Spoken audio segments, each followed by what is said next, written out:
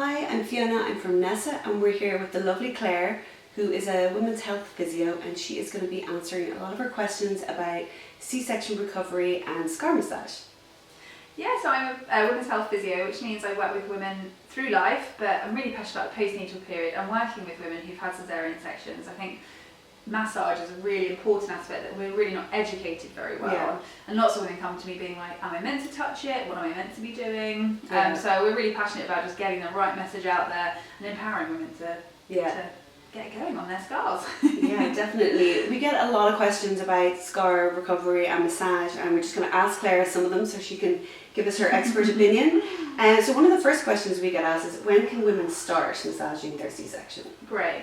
So we generally would always say around the 6-week mark. Okay. So generally at the beginning there's a scab, you've obviously got your stitches which will then be removed, but the scab will remain for a little while. Mm-hmm. So you want the scab to have completely gone, it be completely healed, watertight and everything else. So generally we wait 6 weeks because everyone will heal at a slightly different rate. Some of us may end up with a slight wound infection which will then delay healing.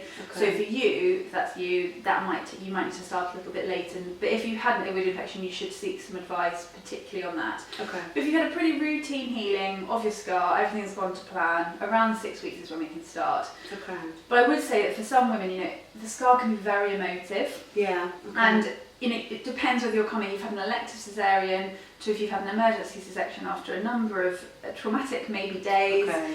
If for you, it might take you a little bit longer to even feel ready to touching your tummy and your scar again. So 6 weeks is a guide. Okay. It's when you can sort of start it. But if you're just not ready, that's also okay. Okay. And we're sort of going to talk through you don't have to get right on the scar initially. Okay. Just working around it can be really beneficial as well. I would say that if emotively you're thinking there is just no way I can even engage with that part of my body, touch the scar, or when you do, you sort of have flashbacks, or you have particularly you feel very traumatized, we really advise that you speak to your GP, seek some help, because there is support for that. And sometimes we don't know that initial, because you're in that initial baby bubble, aren't you? You're just going to get through feeding and however that's going, and then it's only when maybe you think, okay, what am I doing, how am I in my body, because some of the emotions come up.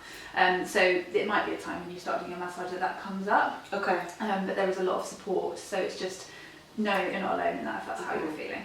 And how often should people massage? Great question. So I'm a realist because I'm a mum myself, and we don't always get loads of time. But I would say to women, look, we're not aiming for long periods of time. Okay. I would say aim for 5 minutes if you can do every day or every other day in that initial period. Because sometimes it's hard to get a shower every day. Yeah. So let alone getting some massage going, it can be difficult. But if you just lie down in bed in the evening, if you're not asleep within 2 seconds, it can be actually a nice way of winding down after a busy mum day. Yeah. But yeah, just 5 minutes every day or every other day. Or really don't beat yourself up. I think as mums we're so good at being like, oh, I haven't done this and I haven't done that, and feeling a lot of guilt about what we haven't been doing. If you did it once a week but you had a really good time of connecting, feeling like you'll be moving your scar well, that's better than feeling guilty and almost disconnecting because you haven't done it every single day. But if we're always looking at optimum, 5 minutes a day can be really, really beneficial. Just getting going. Great. And what about old scars? A lot of people ask you, can they 2 years on, 10 years on, can anything be done to an old scar? Absolutely. I'm really of the opinion that it's never too late.